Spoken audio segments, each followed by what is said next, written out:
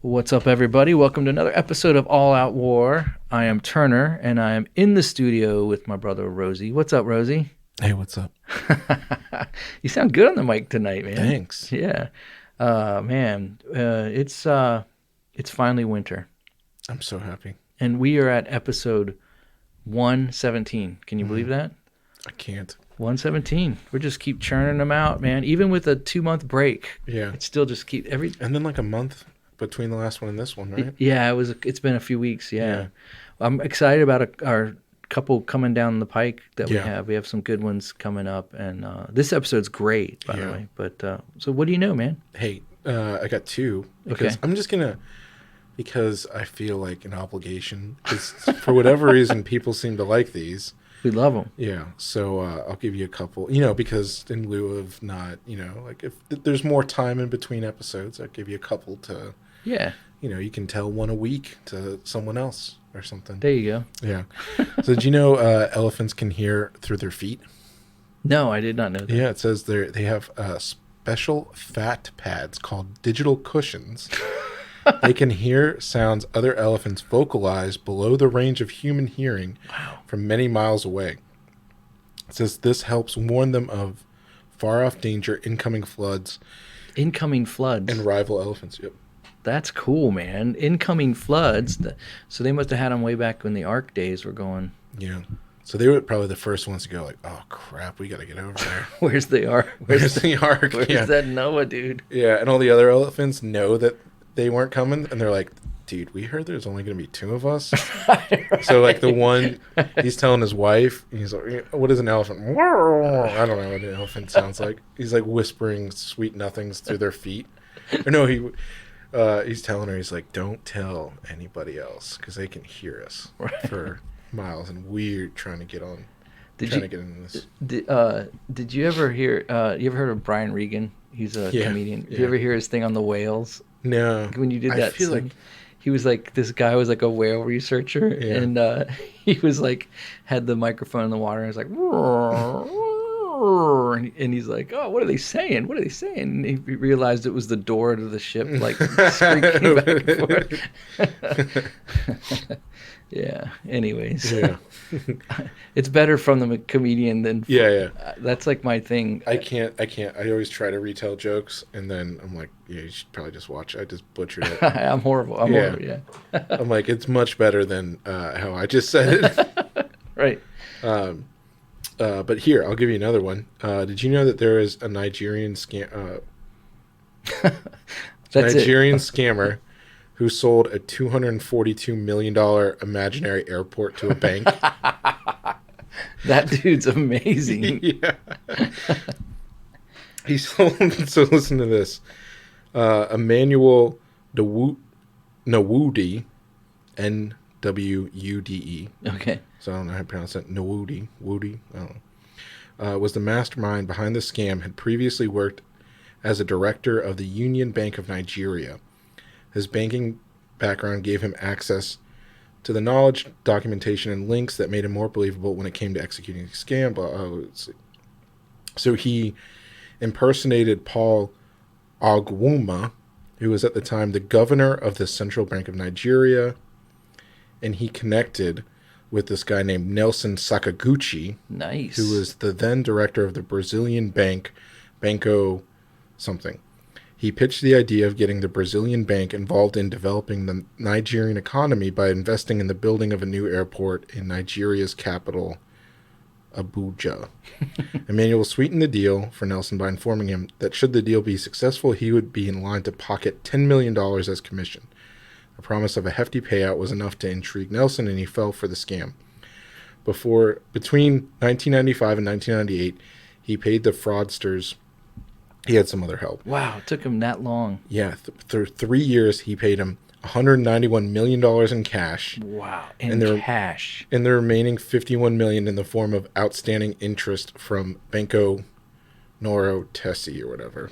Wow, But yeah, what a so scam. and then it falls apart, but they got the money.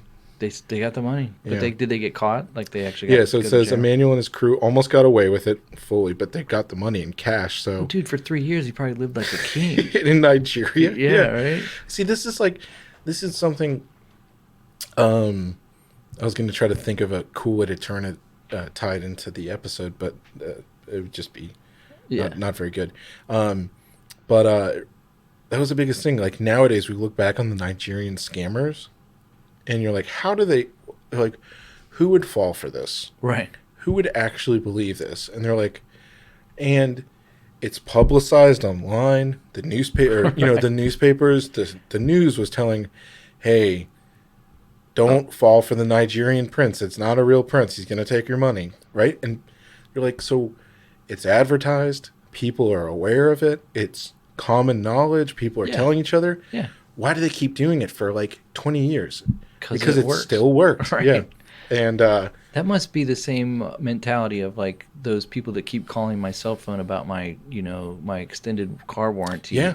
That's about to expire. or they do. I mean, they've changed it now. They have ones where they're like, oh, your son's in jail and Oh, right. you have to pay $1,000 to get him out of jail right now, but we can only take money order, so you have to go down, or the IRS, or Or you got to go to, they think they're the IRS. yeah, like you owe back taxes, we're gonna arrest you or whatever. And it's always elderly when they do that. Yeah, but I mean, this is the whole thing. Is you got to think about it. Is if it doesn't take any money, right? Like to set up these things. Right. It's time. It just takes ingenuity. So I mean, well, that's the thing. Yeah, an email. How long does it take to send an email? right. It doesn't cost it. He's written up the thing, and if you just shotgun, if you spend 8, 10, 12 hours a day, literally just resending the same email to hundreds of thousands of addresses, all you need Is one person a month to give you $10,000. one a month, one time, $10,000 in Zimbabwe or wherever it would be. Yeah, Nigeria. Yeah, Nigeria that's would what I'm be- saying. So you got to think about the profit to how effort. Right. Right. There's no effort. So that's why they keep doing it, and they change them now and get better. But anyway, so here's how it fell apart. Oh, okay. Emmanuel and his crew almost got away with the scam, but things started to unravel when Banco Santander, a Spanish bank, wanted to take over the Brazilian bank in August 1997. The takeover meant that the thorough investigations of the Brazilian bank's financial statements was conducted. Oh, wow. During this period, many board meetings between the two banks took place, and in December 1997, top officials from the Spanish bank questioned why this is crazy, why half of the Brazilian bank's capital was sitting in an unprotected account in the Cayman Islands. Wow. As the Wow. discrepancy cannot be sufficiently explained, as there was no new airport in Abuja. Formal investigations were initiated. They found it out, blah, blah, blah. You would think that they would go and look at the airport, send someone down. Send one person down? Yeah. Like, Well, this reminded me, I don't remember if you guys remember the one, I don't know when I said it, everything's been falling together. The scammer who sold the Eiffel Tower twice. yeah, that was great. That was great. So man. apparently back in the day, people fell for it. Yeah, man. Dude, your beard's looking good. Thanks. It's getting longer. You know. I'm going for 2 years. You're going to go 2 years? Really? I did a year last year. Okay, I remember that. And you Yeah. never cut it. I never You never. shaped it, touch it, anything. Okay. And when's it become the second year? When do you reach that threshold? I'm at like 6 months now. Okay. Oh, okay. Yeah. So you still got a year and a half or so. Yeah. It's long. It's going to be long. Dude, it's probably when it was a year, it was like down to here, Yeah. which is people can't see. Chest. Uh, Nipple. Right above nipples, yeah. Right. Yeah. And it was like big. Yeah. So this one, I don't know. Dude, see, I've wanted to grow mine long. Like our buddy Joel from Trichome, Yeah, yeah. He's got yeah. he's got a long beard, I love it. and I love their products too. By the way, Yes. like I use their beard oil, and I don't really have a need for once it. So I use the beard balm until it gets to a certain length, and then after it gets to a certain length, the beard balm it doesn't function as well. Yeah. Because there's just so much hair. It's like so then I use the beard oil and I just kind of let it go. But yeah, I've been thinking about growing my beard out longer. It's been at this length for a while, but I kind of have to keep it for work purposes at a little bit more respectable. Yeah. I can go longer, but yeah, you have to deal with clients. I don't. Right. Yeah. But see, I was just talking with someone today. Yeah, I started a new job like 5 months ago. I don't know. I don't know if I ever said. I don't talk about work, but started a new job with a totally different industry, totally different from what I was doing before, and it's much more respectable. But I've been, God willing, like I've been doing good at it, and I think I'm now at a point where like people. You got the grace of he's needed more than we care what he looks like. Yeah. Basically. Yeah. So it's like that must be nice. So I think I can just get away with it. I hope so. I better keep doing good, but yeah. That's good. So well, I would highly recommend any of our bearded listeners to check out Trichome. And I was gonna say I use their soap. Yeah. I've gone super crunchy over the last like 18 months. I don't use shampoo anymore. I make my own beard shampoo. Oh, do you really? So because they don't have Trichome doesn't have beard shampoo beard yet. Yeah. Hey, maybe we should talk, Joel. Maybe we need like a warrior's blend of like beard shampoo, beard balm, and stuff oil. I make is nice. I like it. Maybe I'll give you some. Give me some. Yeah. Is it all natural? Like yeah. the Trichome stuff? Yeah. Okay. It's got to be high quality because I know if it's going to fit into their product list. But yeah, I use their bar soap, and just so you know, like we don't get paid. There's nothing. We just they're just we friends. love them and they're good products. Yeah, but I use their soap, and I use their deodorant too. I don't use stick deodorant anymore. So I like their soap. I love their soap. I haven't tried their deodorant yet. Is it all natural? Like what is it? Yeah, it comes in a jar and you like rub it in your. Oh, in a jar. Yeah. Oh, good. Cool. Okay. I'll have to check that out. I feel really bad we're giving up a commercial for this, but I don't care. I like it too. Yeah. But we didn't even give Kahi Coffee this much, and they were like actual sponsors for us. Yeah. Anyways. But yeah, it's funny too. Joel told me, I was texting him the other morning. I sent him a little video. I was about 4 miles outside of DC, and these two bucks. It was early morning. These two bucks walked across the street in the neighborhood I was in, and we're so close to DC, less than 4 miles, and I sent him a video of it, and he's like, "Get a bow." He told me to get a bow. I can't imagine killing a deer in a neighborhood where I'm working. The people would freak out. They would freak out. It wouldn't go well. So what? This is America. Who's got the bow? Yeah. Hey Karen, you gonna keep complaining? Yeah, exactly. As I'm cleaning the deer in the middle of the street. Yeah, the bed of your truck. Guts, I just hang it off my bed, my rack of my bench. That'd be awesome. Well, all right. Hey, let's get into this podcast episode. We have a great episode. It's gonna be really cool. So, as I always say, sit back, grab a coffee, and enjoy.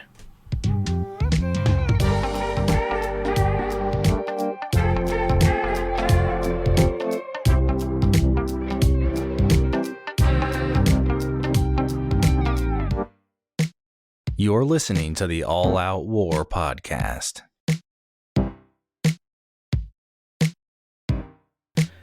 All right, everybody. Thank you for listening to All Out War. We have a wonderful guest on the podcast tonight, and I'm just super excited to have our friend on. His name is Samuel Curet, and he has started something called Zero Trafficking. And basically, what Zero Trafficking is that they will basically fight human trafficking networks with digital intelligence, proactively detecting and tracking sophisticated criminal organizations who exploit victims for profit through force, fraud, and coercion, amongst other things. But I want to welcome onto the podcast Samuel. Samuel, thank you for joining us. We're so glad that you're with us, man. Thank you so much for having me on the program. Yeah. So let's do this. Let's go back in time a little bit. Let's go back and tell me a little bit about how you ended up where you are today, and then we can go into a little bit about what you're doing with zero trafficking and some of the aspects of that. Yeah, well, taking it back, my best friend from high school, we were in the garage band together. He was the lead singer, lead guitarist. I was the bass player. He kept going with the band when we split off, and I went to college, and he ended up touring Europe and just having some successful musical projects, and got a flyer on human trafficking in one of his European stops. And he didn't know anything about human trafficking. He'd heard about water security and food security and all these other things. And he really just couldn't believe that this was a modern problem around the world and in the United States. So he started raising awareness with the band, and ended up doing a documentary or filming part of a documentary in India about just the children in the brothels over there. And he saw a young girl being sold, and it was law enforcement that was actually negotiating the price. And it had a huge impact on him. And so we came back to Florida, started a nonprofit organization called Redeem the Shadows. And during this time, I was wrapping up school and joining the Marine Corps. Went to OCS in 2008. And the Marine Corps doesn't give officers jobs when they sign up. You go through a process called the quality spread, and your job choices end up going through a lottery. And so when I joined the Marine Corps, I was kind of planning on doing combat arms and seeing kind of what happened through that process. And the bingo balls tumbled around, and I got intelligence and went to Cherry Point and got into air intelligence and deployed to Afghanistan in 2011. So I go out there and had a pretty interesting experience. That was the year that Bin Laden got taken out. I was in Afghanistan. Didn't have anything to do with me. Didn't make any movies about anything that I did. But I did get to joke with my family about that. I'm like, I can't say anything, but he's dead now. But I come back, and I'm leaving active duty and going to law school on the GI Bill. And Noel calls me up and says, "Hey, I'm going to Tallahassee because Governor Rick Scott wants me to be the counter human trafficking coordinator for the state of Florida." And I'm thinking to myself, wow, this is crazy. This is awesome, And we had talked about, what if we one day create an organization where we go after these traffickers and get operational, just actually identify and take them down? Wouldn't an organization benefit from somebody that had a military background kind of being a part of that? This was just kind of a pipe dream, two good friends talking. And so when Noel gets this job for Governor Rick Scott, he finds out about Backpage, and I've never heard about Backpage. So he calls me up and says, there's this site on the internet called Backpage, and it's like Craigslist, but you can buy sex. Wow. And I said, that's just not true. That's not possible. That must be dark web. That must be like this Silk Road stuff that everybody's talking about. Otherwise, law enforcement would be all over it. He said, no, they're not. This is what's going on. And this was in 2013. And so he found out at that time that law enforcement was primarily dealing with this issue by manually browsing Backpage. Wow. And just clicking on an ad and saying, oh, well, something looks not right here. I mean, it looks not right across the site, of course. But picking an individual ad and then trying to set up a meet and see if they can get the girl out. And that's a hope-based strategy, right? It was very, very frustrating and limited scope of success with the way they were doing it. So we got together with a developer and built a web scraping tool to kind of grab these ads and then allow us to do some analysis with them. And the good thing is that across the trafficking movement, it's about 4 companies that did that. It was a really, really good time for kind of moving forward in the counter trafficking movement. And so a bunch of different scrapers came out, and law enforcement started using those to go after these trafficking organizations. Through some twists and turns, I ended up actually making it out of law school, which I didn't think was going to happen. And we had hoped we were going to start a pilot program in Florida. Noel left the governor's office and started the predecessor company, the Zero Trafficking. And I started an internship program with Patrick Henry College and Regent University to basically build an analytical team to kind of identify intelligence on these trafficking organizations and ultimately provide that to law enforcement. So one of the things we found during that time was that if you didn't have really, really persuasive proof that a woman in an article was actually a minor under the age of 18, it was hard to get law enforcement involved. And we didn't really understand that at the time. I understand that a little bit better now. It's because law enforcement doesn't know that victim, hopefully survivor, is going to cooperate with them when they link up with her.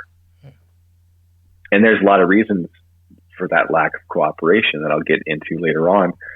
But if it is a minor individual, then cooperation is not really a factor. It's going to be prima facie trafficking, and they can move forward from there. So we dealt with a lot of frustration in identifying what we were very certain was trafficking and not being able to get law enforcement to move on it. And then we pivoted as a company, and this is all still a nights and weekends project at this point. We're now in 2015. I'm working at a corporate law real estate company. Noel is working as a sales executive for some other companies, and we're trying to get both funds to kind of continue this work, and we're also trying to just sharpen our intelligence product. And we realize, some of these organizations are actually human trafficking networks. It's not just one pimp and one individual. It's actually larger than that. And getting into the minds of the traffickers and realizing that, traffickers know how to prevent their victims from cooperating with law enforcement, then they're going to be safe. They're going to be safe because as long as they're not marketing, obviously, young kids, and as long as they can prevent that cooperation, law enforcement's hands are a little bit tied. And so that was a big moment for us realizing that. The next big realization is I got a call at my corporate law job from the Marine Corps. I had joined the Marine Corps Reserve after getting off active duty. And they said, "Hey, remember that deployment you volunteered for?" And I didn't know what they were talking about. He was kind of trying to lighten the blow, saying, "Hey, you got to go." I was thrilled to get this opportunity.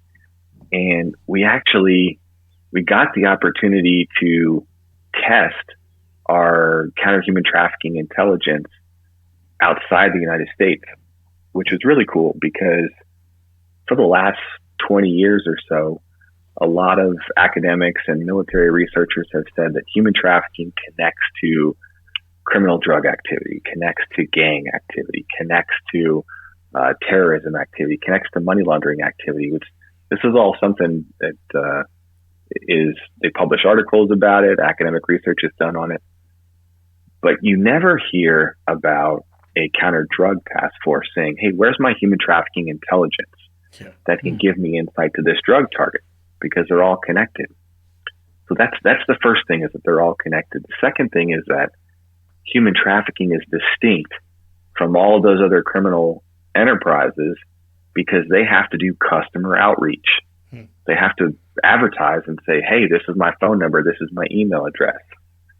And if you know anything about digital investigations and researching things online, you can do a tremendous amount with a phone number and an email address. Yeah. And if you can identify criminal networks that are tied to sex trafficking, that could be the open door into, the city block of criminal enterprise activity that you're trying to get into through the other windows and doors that are barricaded.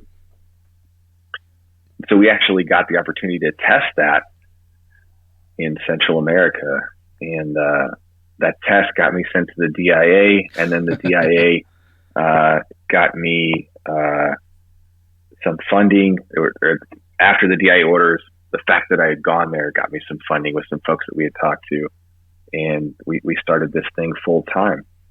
And since that time, Zero Trafficking has uncovered almost 200 criminal enterprises, mostly here in the United States. And we've built a training program to teach law enforcement that just because a victim won't cooperate with you, you're not done. You can actually pull the tools that we use to fight organized crime off the shelf and use them against human trafficking, because it is organized crime. And it's been exciting. That's kind of where we are today.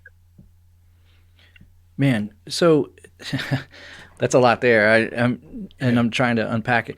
What are some of the numbers? Like you said, you have uncovered over 200, criminal organizations. What kind of impact? I mean, obviously it varies, but like from a large scale to a small scale, what's the type of impact that you have when you uncover that and you bust that ring up? Well, it's almost 200 networks detected. It's not 200 networks taken out, sadly. And just to show you the kind of the scale of the problem, that we would discover those networks because we would look for a jurisdiction, let's say a sheriff's office or a DHS office or an FBI office, and say, get somebody to talk to us, and then say, "Hey, what would you think if we brought you a network in your jurisdiction?" And they would always say, absolutely, it's our job to look into that. We'll absolutely look at what you bring. And so then we would go to work after that conversation, and we'd find a network, and then we'd bring it to them and brief them. Okay. And that's how we discovered that most of the prosecutions in the U.S. are set up around this concept of no cooperative victim or no underage victim, no case. Yeah. So I have a question about that, because that's a big deal to me, but it seems like even if you're an adult, if you're over the age of 18 in America and you're being trafficked, it still is illegal. So does that mean that if that person is not willing to cooperate with law enforcement, that's the big roadblock in that? Is that what you're basically saying? That's right. It comes back to the statute. The statute talks about force, fraud, or coercion. And you think about how you would prove force, fraud, or coercion in court at trial. You need somebody that can testify, that's going to say, I was forced, or I was defrauded, or I was coerced. Yeah. This trafficking activity. And so kind of in the language of the statute, you have to have that if you're going on force, fraud, or coercion charges. Now, there's another way around that. And that way is if you identify a human trafficking criminal organization and go after them from a racketeering charge, from a RICO case, then you paint the picture of this criminal enterprise. You find out where they're doing their banking, and you attack the money laundering side of the case. And then any cooperation from the victim is kind of icing on the cake. the pillar of the case doesn't rest on that victim's cooperation. Yeah. And that's a harder case to run, but it also gives you a tremendous number of different avenues of attack. Instead of, she was cooperating with me, now she doesn't want to or feel like she can't, and the case is falling apart. Yeah. Yeah, and I guess when you start getting at money, people get they get really protective, or they are willing to help, That's right. Yeah, it's an Achilles heel, because if you take product, they could care less. Right. Yeah, and I was going to say, is there I'm always used to speaking too far away. Yeah. And I guess my head was just thinking, like, when you were saying, or if there's two different avenues of attack, has there, like, you were saying that you guys were kind of I don't want to put words into your mouth, but when you were realizing that, like, going after like a terrorist cell, they need to get funding, and so they're going through the same sorts of funding is just big. Funding is the linchpin of drug cartels or terrorist organizations or other black market arms or anything like that. It's all about the money side of it. But what you had mentioned about using the same kind of intelligence tools, techniques in the whole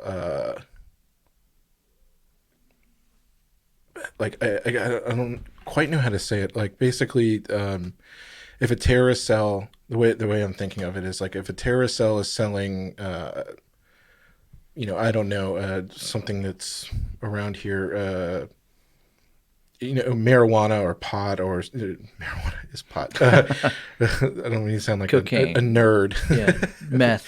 Any kind of drug, or they're selling used cars, or they have like a front business like that, or they're trafficking women. They're as a means to get the money into funding. Is there any avenues that they can go after a criminal syndicate? Bypass, because it's so hard to go after the sex trafficking aspect of it. Is there any way that they can go after the drug dealing or the terrorist charges to ultimately get to the sex trafficking? So, I guess I'm thinking of it in... Yes. Okay, do you understand? I feel like my question is way too convoluted. I can't... like, if you're trying to stop a terrorist cell and you go after them for selling drugs, which there you can wrap up everything else, and it's a lot easier to prove that, if we can get them off the streets for this. So if they're going after a sex trafficking gang, you can use like terrorist charges or other things. Can you kind of reverse go back in, or has that been successful? Or so we haven't had any direct success with that, but that's something that law enforcement has done.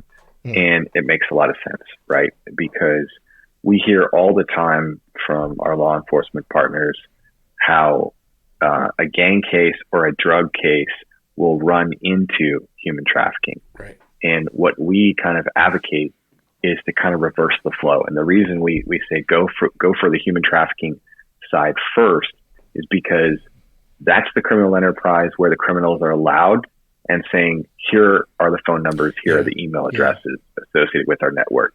And then once you do that network identification and you're tracking them, the charges are hard. The identification is easy on the human trafficking side, but the charges are hard without that victim cooperation.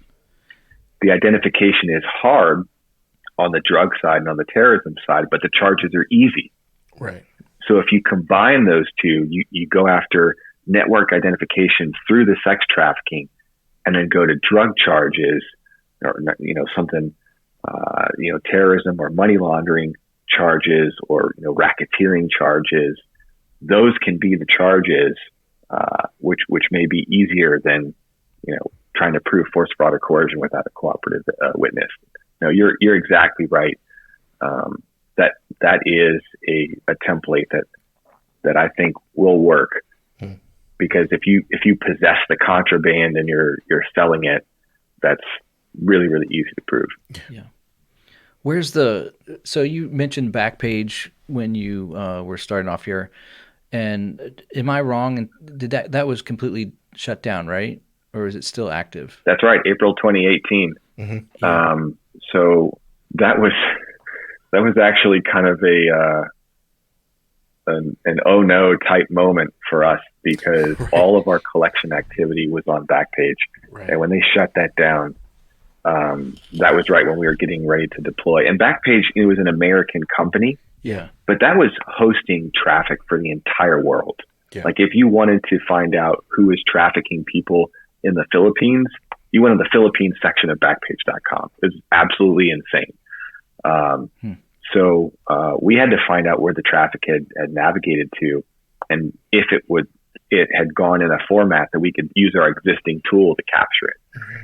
And what we found is it was bouncing around to all these other sites, and sites were popping up and trying to get their piece of the Backpage market. And to some extent, that's still happening today. And so you've got regional differences where a site might be active in the United States and the Virginia section is almost empty, but the Arizona section of that same site is just jammed with advertisements. So it is regionally different. And another site, which used to be a junk site in 2018, City X Guide, was actually seized in June or July of 2020. So what do you like? I know this is like a strange question, but a few years, I guess about a year and a half ago, there was this Wayfair website. Remember the furniture website? And they were like, I don't know, like, I know this sounds silly, but is that even a possibility that they would be able to somehow gain access into that site and use it even without even their knowledge? I don't think so. Okay. I don't know that I would call my opinion a professional opinion, but this traffickers are going to go where the customers are. Yeah. And where the customers can reliably find them. And there's a trust gap already. If you're a commercial sex buyer and you're going into this transaction, it's relatively risky. You're going to go in ways that are well trodden, very, very common to the industry. And there actually are forum review boards talking about this, where people can, give reviews of the experience they had. Yeah. And say, this person is not a scam, or this person robbed me, et cetera, et cetera. So it does, when trafficking awareness is successful, when the public kind of hear about it more, then you start getting these kind of sensational type stories that kind of pop out, where you're saying, oh, well, they're openly selling, young children on a reputable site that does something else. Yeah. And it's more of, on one hand, it's a negative distraction. On the other hand, it's kind of a positive, because people are hearing that this actually is an issue. But educating yourself is a good way to kind of move forward in that. So where do they, sorry, Rosie, I didn't mean to cut you off there. Well, no, I was just going to say, kind of like in the same vein, which is, I guess, a sad thing at the same time, but also, like, this just popped into my head, is what you were saying about, well, even just like Backpage. I mean, just growing up on the internet, I've heard about it. I've never been to it, but, I saw like a documentary. I think Netflix had one, I think, when they were just talking about like how it, prior to it getting shut down, about, basically, yeah, here's a Craigslist. And Craigslist, from my understanding, I don't know if it's as prevalent, but they had, I remember reading a couple years ago, their casual encounters, I think it was what it was called, that they shut down this thing. And I don't know if, just, again, growing up, I'm just speaking from knowledge, not intimate, personal knowledge. I've never done that. I just want to be clear here. I don't think you have to worry about us worrying. Okay, good. Yeah. But I was going to say, it almost, the the thing about like the back or the Wayfair of, you know, like using these codes or whatever the conspiracy theory was, basically it's like that's so much more hoops that people had to go through, when in reality they don't have, it's not that difficult. Like that's way more effort, which is really sad that they don't have to go putting all these codes exactly right. in a thing when they can literally go on something, use a prepaid phone number, you know, for some prepaid phone or whatever, that they don't care about being you know, like they're using they're using some operational security basic stuff like that so that they don't get wrapped up, you know, to try to avoid all these things like that, which is just, it's sad that they don't have to go through all that trouble. I was just pointing it out that I know it was a dumb question, so that's okay. No, I was going to ask about it too. But I do. No, it's very, very easy, guys. It's way, way, way too easy. Not a lot of hoops, just like you said, Rosie. So where do you see it moving from, you know, since sites like Backpage are gone and you have other sites that are on your radar, obviously, that they obviously don't just disappear. Where does it go? You know, I mean, do we see this happening in the, you know, the metaverse? You know, Oh, jeez. I mean, honestly, like, I don't know anything about it, so this is an ignorant question, but, you know. Well, I think there's a lot of hope in this, because so many people are coming to this fight, and the national conversation is changing about whether or not human trafficking networks exist. Mm-hmm. More and more people are studying not only that networks exist, but applying what we know about network resiliency and trying to reverse engineer that so we can attack these networks. Yeah. So I'm very encouraged. This human trafficking networks are vulnerable, in my opinion, because they have to do that customer outreach. Yeah. All we have to do as a society is start hunting them so they cannot be so blatant and so open. Right now, it's a high payoff, low risk endeavor. All you have to do is reliably prevent victim cooperation, and you're going to make a lot of money. And jurisdiction hop, and you're going to make a lot of money. But as a society and as a government and law enforcement start hunting these networks, they can be taken out. And we're going to see some very, very big cases coming very, very soon where, awesome, you know, a massage parlor network that's in more than 25 states, human trafficking alcohol networks that go up and down the East Coast and trace back to Culiacan, Mexico. Wow. These networks are going to get taken out. They're going to fall because their digital signature is very, very high right now. And when they do things to obscure that, to look like it's just an independent sex worker, or to try to make it look like it's not a network, they actually raise their profile by doing those things.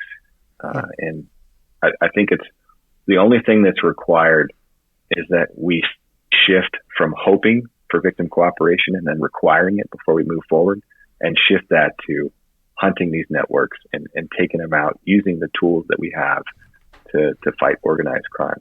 And I've got, you know, it might be naive, but coming from an OSINT background, I see a chance for the national intelligence community and the law enforcement intelligence community to see human trafficking network data as good intel for their non-human trafficking missions. Mm-hmm. So if they do that, what does that accomplish? That accomplishes a shift in focus where every criminal and intelligence analyst in America is looking at the human trafficking networks. It makes it very, very hard to hide if everyone is looking at you. Yeah. Yeah, you know, it's kind of like what they did after 9/11. You know, they started, you had FBI, you had CIA, you had, you know, different, you know, organizations that were beginning to share their information, whereas previously it was in this bucket, in that bucket, in that bucket. And it took pretty aggressive work to be able to get that information and share it. I mean, I don't see why we wouldn't, especially since it seems like what you're saying. I mean, that's why 9/11 happened, because it drop of the, Yeah, they weren't sharing the information we could have Sorry, had. but Yeah, no, that's a great point. But it seems like with the fact that it's not like in my mind it's like you're a human trafficker, you're a drug dealer, you're a terrorist. But the truth is they cross over a lot. And so since they are crossing over, information sharing is vital. It just makes sense. Like why why did it take this long to get to that point, I guess. But yeah. Well, you got different mindsets across the mission areas. Some units have got a very, very well tread process by which you get a warrant to go up on a wiretap, and then that's used extensively in their mission area. Maybe it's counter gang, maybe it's counter narcotics, maybe it's both.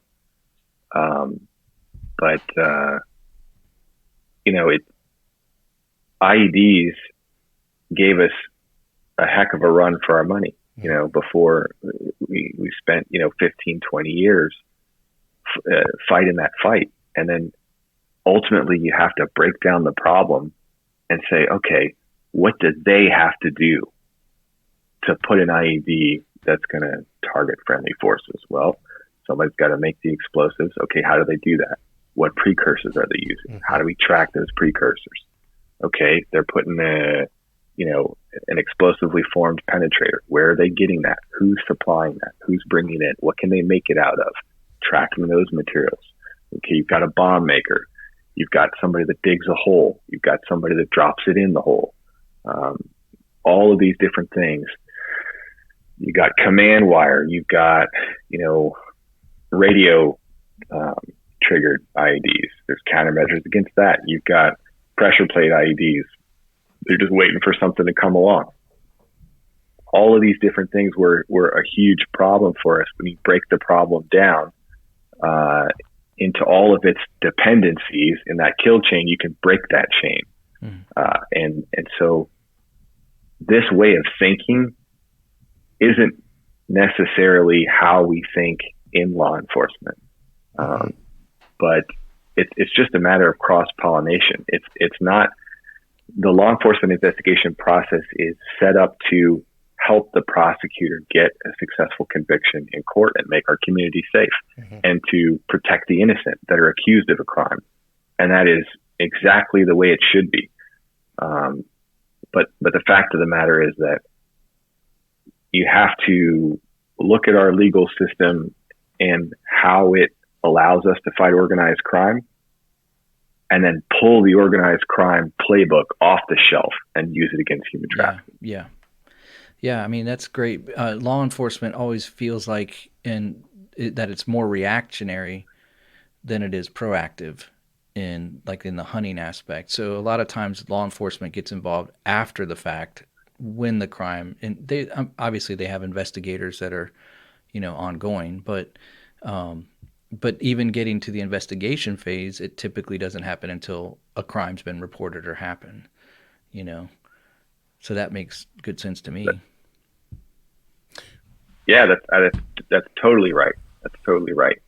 But when you've got a problem as big as this one, you're already after the fact. Right. Yeah. What would you say the money in is it in the hundreds of billions of dollars annually for human trafficking? Is it at $1 trillion? So the number that gets thrown around the most is 150 billion. But wow. There's a lot of people that say that number is not right.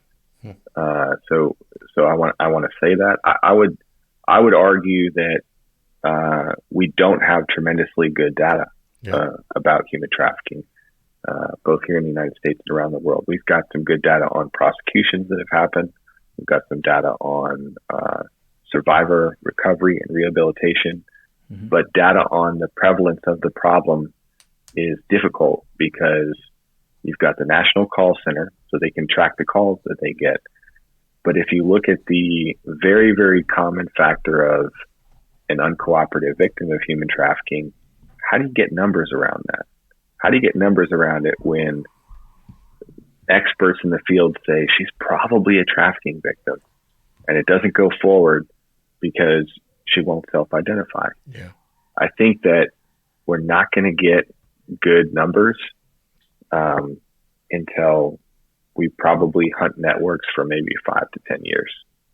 And then we're going to get some good numbers around it. Because if you look at even just the illicit massage industry in the United States, Mm-hmm. a couple of years ago, some numbers came out. There was 9,000 illicit massage brothels around the United States. The recent numbers that I've seen is 28,000. So that is exploding. Yeah. And most law enforcement that I've spoken with said, we don't do those cases.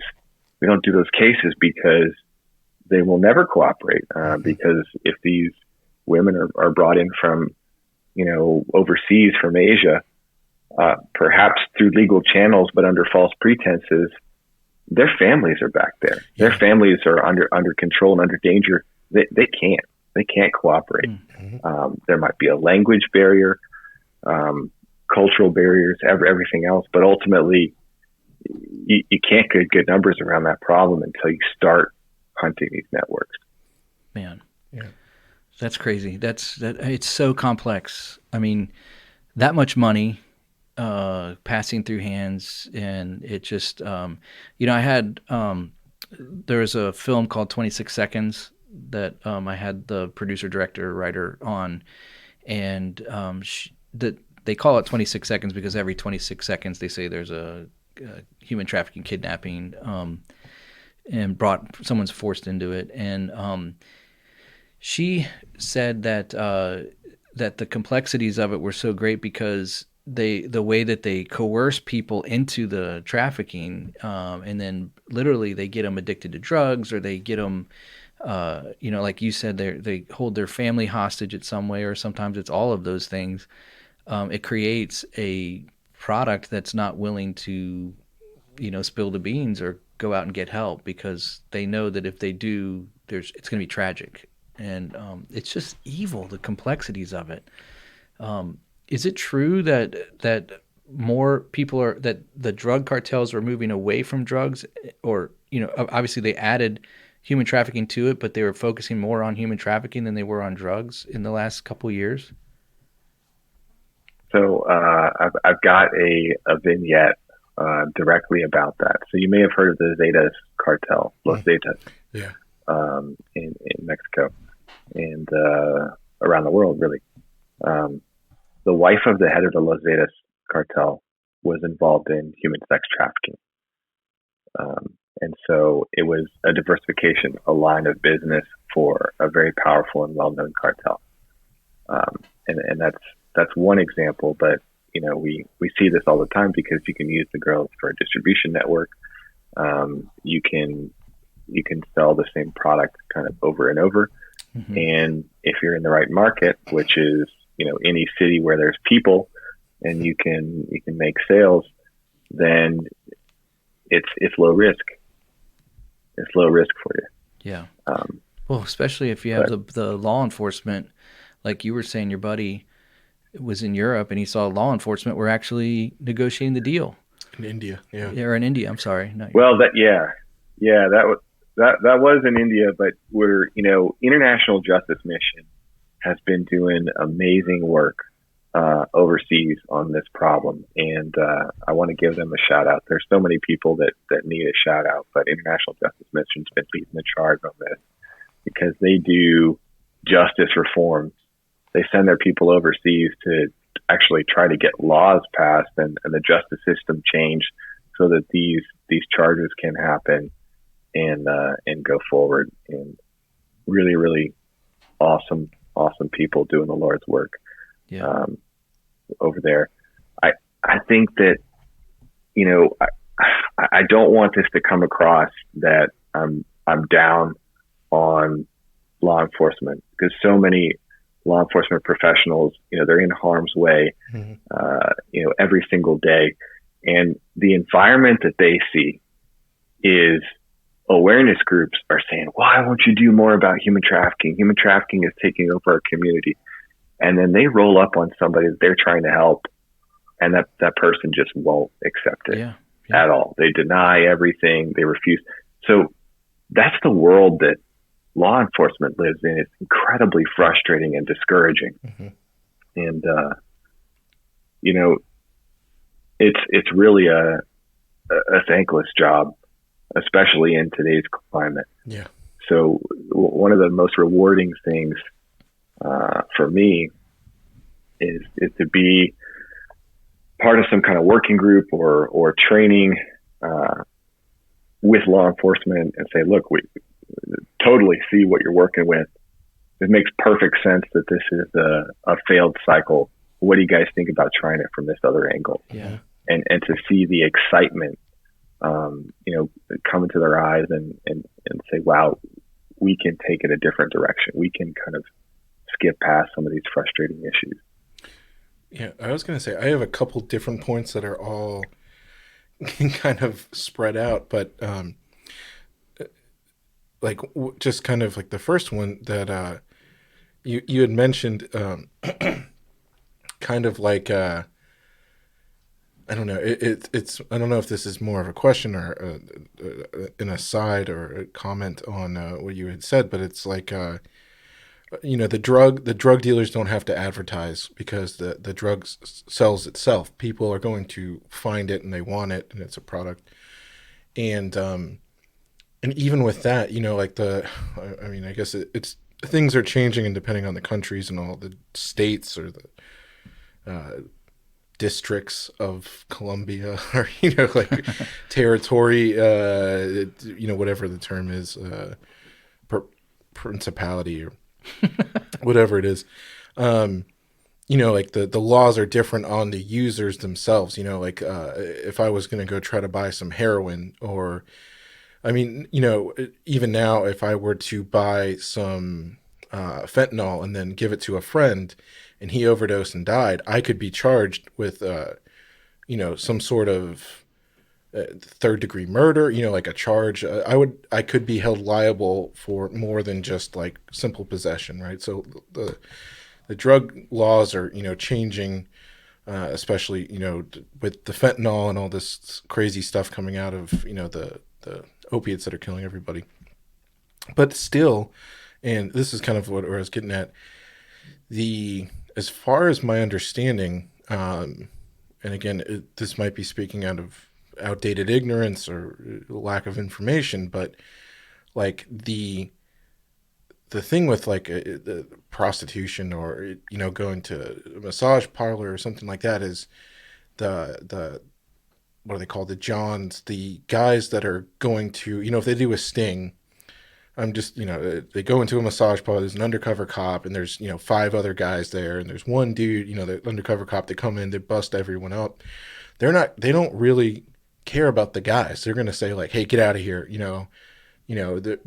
As far as I know, like getting the services of a prostitute, even a degree, I don't know. I'm trying to be the John getting, yeah, but anywhere from a massage parlor to like a back page prostitute, like the range of that is still not a felony. Basically, the guy's not going to jail for you get caught in a hotel room. Well, it's a felony in Texas now, guys. It's a felony God. in Texas. They just changed the law. Great. And that's really, really fantastic. I think states are going to follow Texas's example. I hope so. In cracking down on this, to actually start cracking down on the jobs. Some will. That's the trend. Some won't. Some will legalize it. Yeah.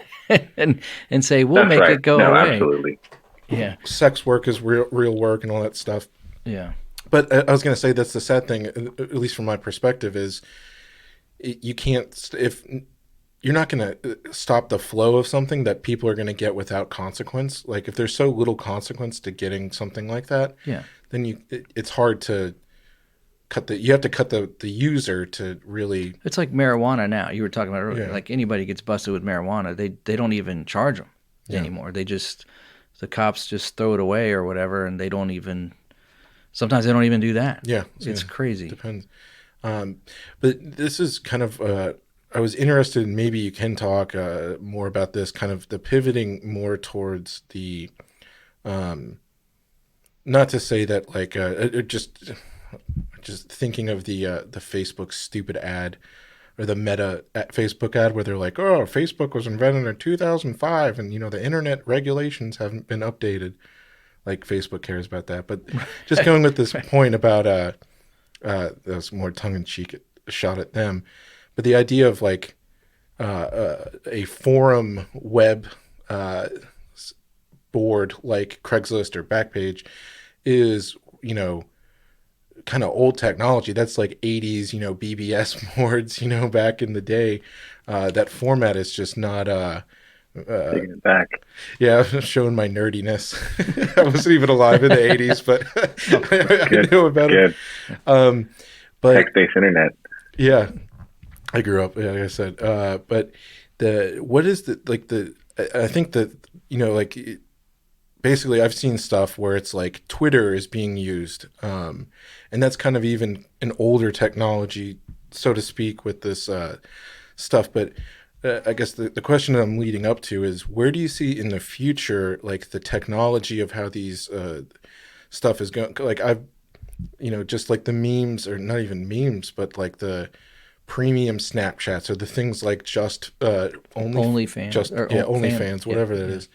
But these I see that stuff and I'm like, or these premium Snapchats or things like Venmo, which, can be used to facilitate, the money transfer, or, it's outside the scope and it's more,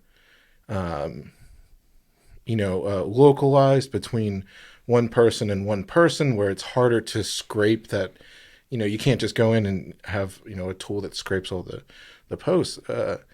What do you see? Basically, there are parents that listen to the show. Like, what are, things or trends that you are seeing that people should be aware of that are being facilitated? Like, I'll shut up after this and I'll let you answer. But I remember I was in a college class and we were doing, as a analysis thing, and they're just talking about I can't remember what the tool was, the professor, but it was right around, he took like a snapshot from Super Bowl Sunday, which is like if I'm not mistaken, that's like the biggest human trafficking event, even in the city that it's going, because so many people are flying in and out and all this stuff. And he was showing like just open Twitter feeds or Instagram feeds taken just in that area, where they're like literally talking about offering services of prostitution. That you can just pull off that. Just use a hashtag or something, huh? Yeah. So I guess, what do you see in the future of like these kind of stuff, or these technologies, or the way that these guys are? Because it seems like the bad guys are always playing they're the progressive things that are, like you said, police have typically been like the ones playing catch up. So like, what do you think about the future? I'm sorry, that was like I'm really long-winded. Where do you see it going? Like, what should people be aware of, or things like that? Well, the legal question that you put out there, I think, is really important. Texas is the one example. But the Trafficking Victims and Protection Reauthorization Act that recently passed actually expanded the civil cause of action for anyone who directly or indirectly profits from human trafficking with knowledge or even constructive knowledge that it was happening. So think about that. That's crazy. That puts hotels in the crosshairs. Yeah. Hotels that are getting reviews saying prostitution is happening here, sex trafficking is happening here, 1-star reviews. Hotel companies track reviews. That puts them on notice. Somebody gets arrested at a hotel, if the police show up at a hotel on a regular basis for this thing, that brand is on notice. Mm-hmm. If trafficking is happening on Twitter, Instagram, Facebook, those are American companies. Yeah. They're going to face civil sex trafficking lawsuits for not stopping this and policing their platform, because ultimately they're on some kind of constructive knowledge, if not actual knowledge on this. And they fought that. The tech companies fought that trafficking act quietly but hard in order to not expand that civil liability. And there's cases that are developing right now on that. I don't know if you saw the Twitter case. Lisa Haba, a former prosecutor in Florida, is one of the attorneys on this case suing Twitter. The National Center on Sexual Exploitation is involved in suits against MindGeek, which owns Pornhub. Wow. All of these are happening. So big salvos are being fired right now. And so if you're an average citizen and you care about this, talk to your state legislators about emulating Texas first and foremost, and then secondly, talk to your congressman about the Trafficking Victims Protection Act. Say that you want to keep and extend what we did the last time that Trafficking Reauthorization Act was passed, and expand this civil cause of action, because ultimately that is going to put, if you turn this as an opportunity for former prosecutors to become plaintiff attorneys and fight trafficking on behalf of survivors of human trafficking to get some kind of redress for them, money talks.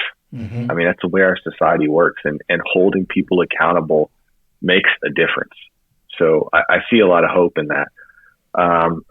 On the tech side, kind of where things are going, a lot of these websites post Backpage are going offshore. So they're not going to be responsive to subpoenas. They're being hosted out of China. They're being hosted, out of various places overseas where we can't subpoena them. And so that's kind of a carryover from the Backpage days, where it was look at a random ad, think that it's something is going on with it, and then you send a subpoena to a U.S. based company, you get the IP address, and then you go knock on the door. Yeah. So that whole template is gone now, because these sites are not based in the U.S., and that kind of hurt some investigative activity. But I'm hopeful. I'm hopeful because of the movements that are going against major profit centers of human trafficking. And I think the big tech companies are going to be forced to stop allowing this to happen and to take action. Yeah. So I have two things. The first one is there anything that is available for the person who's being trafficked where they can anonymously turn in someone, or, I know I don't know how to describe it. Is there a safe way for someone that's in danger to be able to exit out of that life and with cooperation of law enforcement? Yes, absolutely. So the trafficking helpline, I'm going to give the number for all of our podcast listeners. Cool.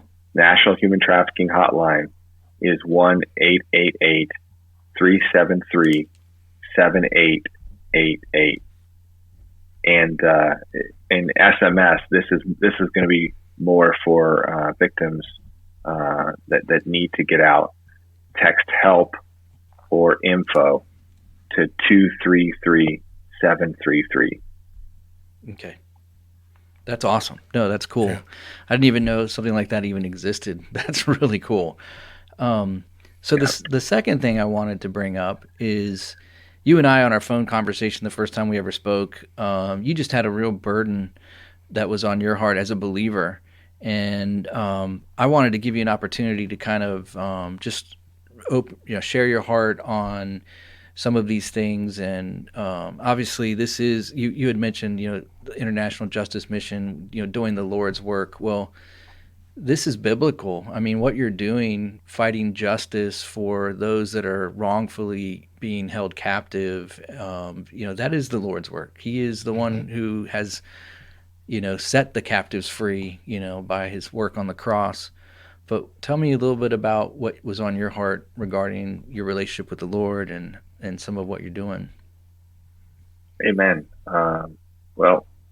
Turner, I even asked you, I said, hold me to it. So thank you. Well, so this has been a tremendous blessing and a tremendous struggle, because, as we're trying to get this company off the ground, founders, I'm blessed to have a partner, Noel Thomas, who's a godly Christian brother, and we start every day with prayer, and pray through the problems of the business.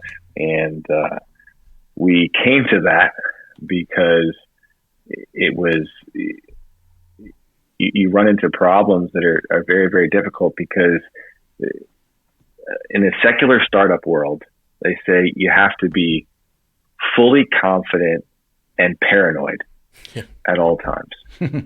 Because if you're not paranoid, you're going to miss something. And if you're not confident, you're not going to be able to move forward. And that doesn't work, guys. That's a terrible way to live. And oh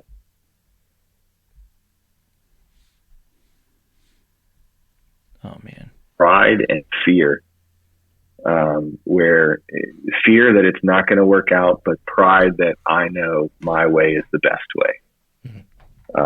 And that's, you're just going to have a lot of conflict, and you're not going to make a lot of progress. You're not going to learn very quickly, which is what you need to do in the startup world. And so replacing that pride and fear with confidence that God's end state, God's mission is going to be successful, confidence in the team and the calling, and humility that, about my opinion on a particular topic. Almost like I believe that as we obey God, we're going to be successful in this. But I am humble in that I don't necessarily think that I have all the answers, but I think that we can find the answers. And that just completely revolutionized the way we thought about this. Anybody that wants to really see where they are in sanctification, start a small business project with a Christian brother, and it'll be a great reality check of where you are and how you're doing. And I just,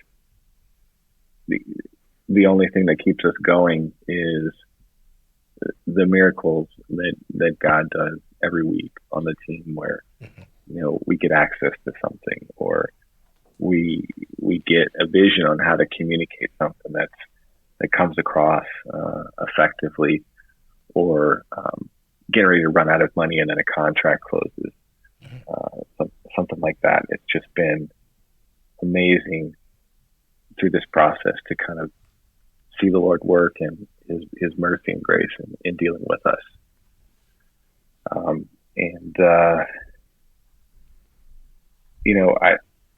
I don't think I've ever prayed harder than since being in this. And I think that God has called us to be a voice for the people that are trapped, but also an answer to the trafficker who says God doesn't see. Yeah. And I can keep doing this. And he does see. And he does care, and he does weep, but he is going to do something about it. He's going to bring healing, but he's also going to bring justice. And as the Lord wills, we're going to be a part of that justice. Yeah.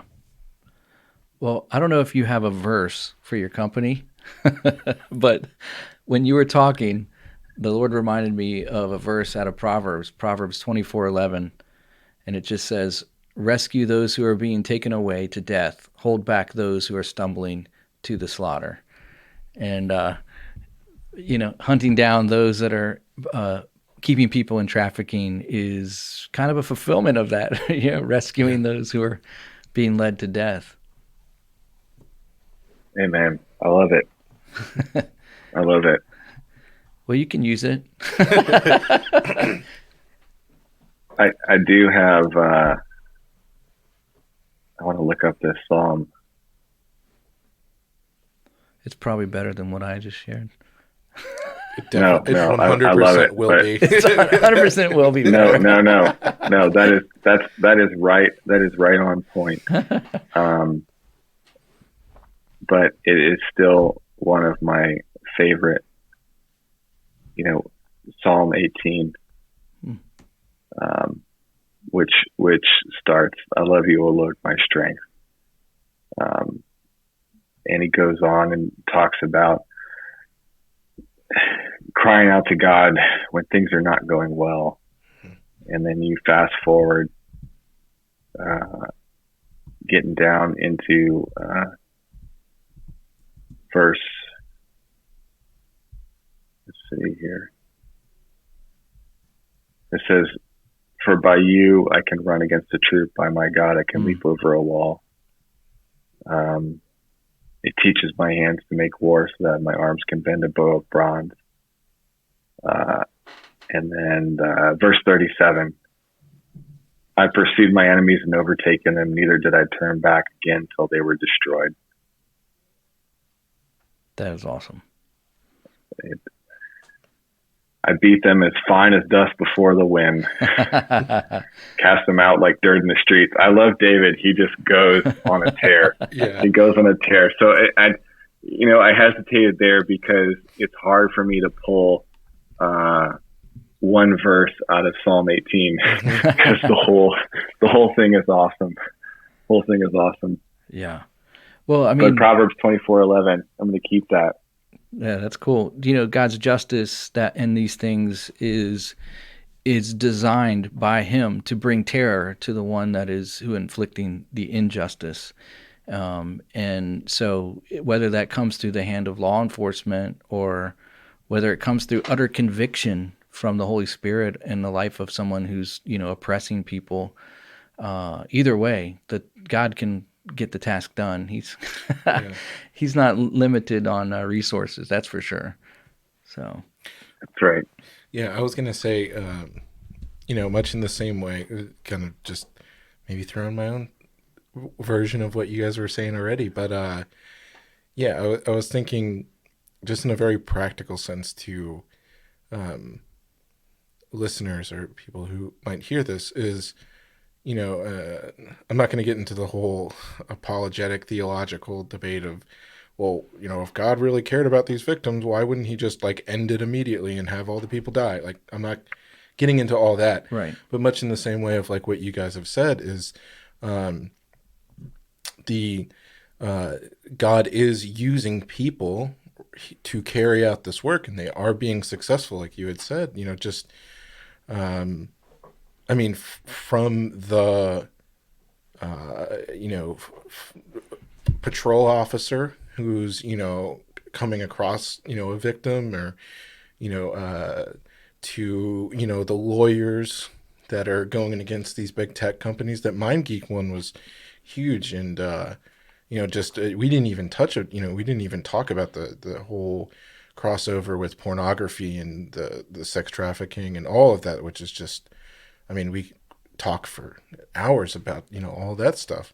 But, the lawyers that are bringing that and, the people, I was going to say, I am we talked before and after the show, and I think anyone who's been listening this long knows I'm like a research nerd. I'm, a data guy. That's my brain works this way. And, so I was going to say, I think I'd throw you guys into that same thing of, you're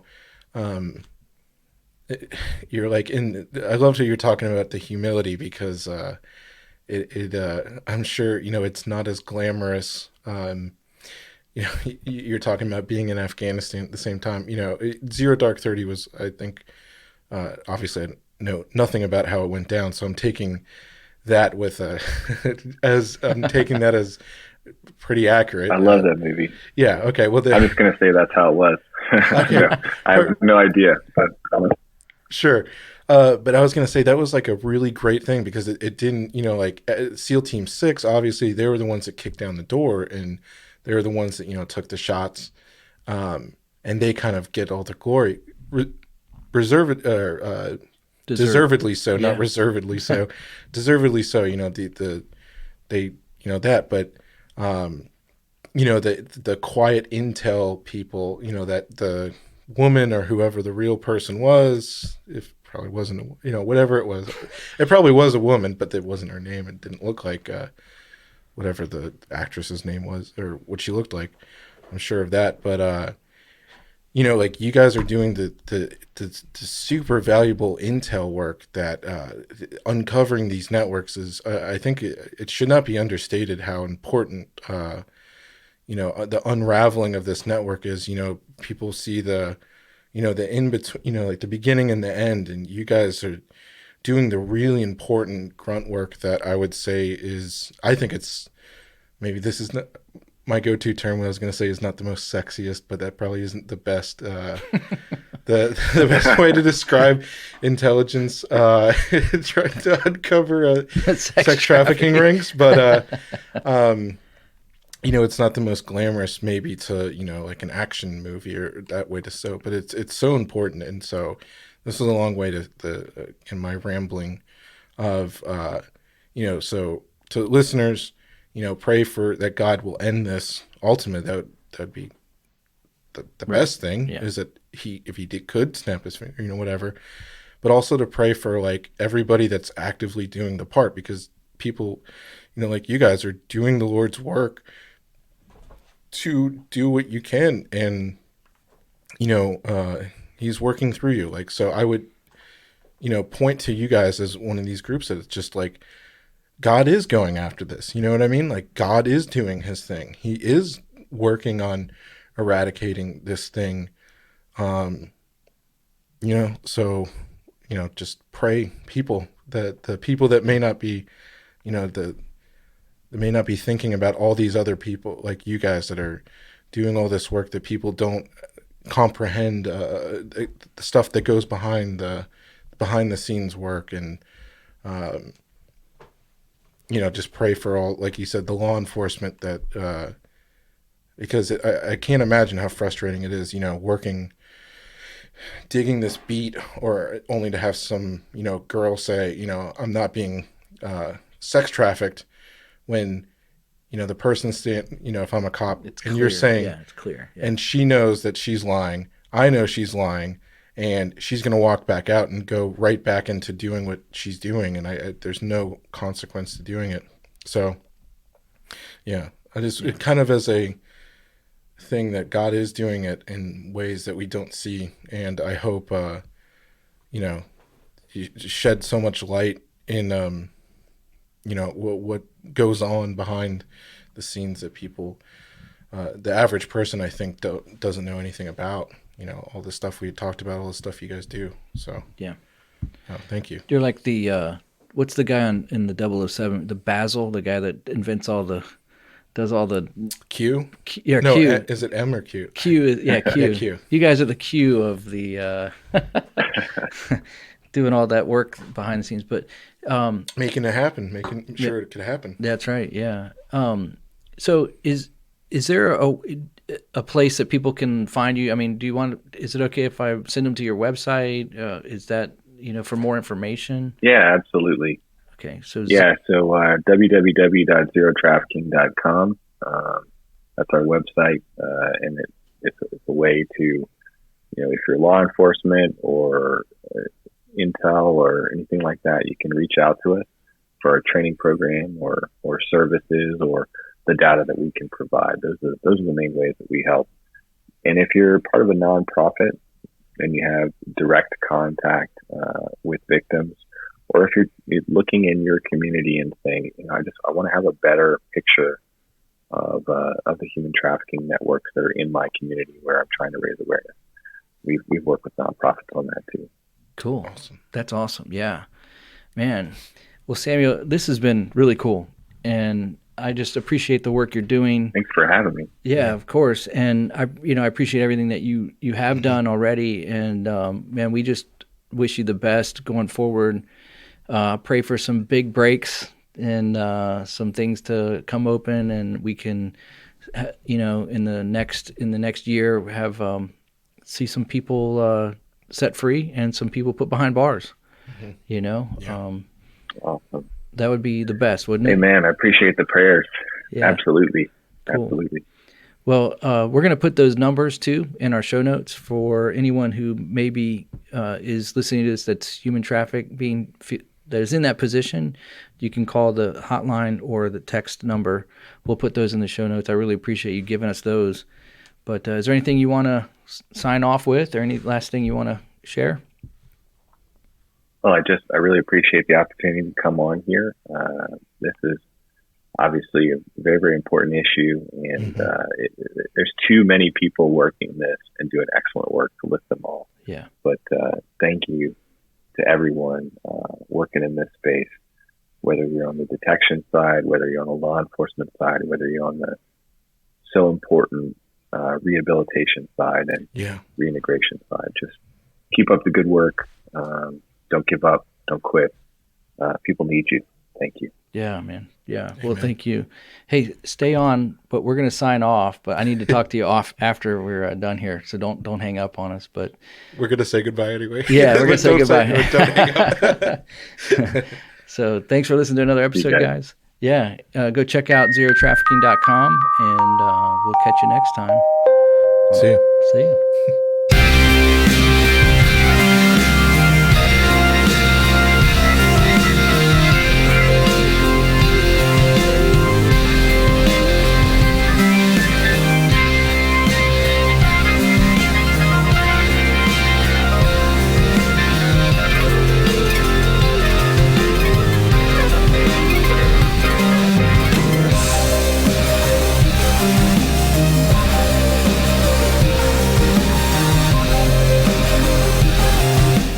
Thanks for listening to the All Out War podcast today. If you had a blast, then we'd love to have you back for another episode. So please subscribe and leave a review. We love to hear from you. You can also follow us on Instagram at All Out War Podcast or on Twitter at AOWcast. These episodes are also available on YouTube unless they contain a little too much truth. Thanks for listening, and we'll catch you next time.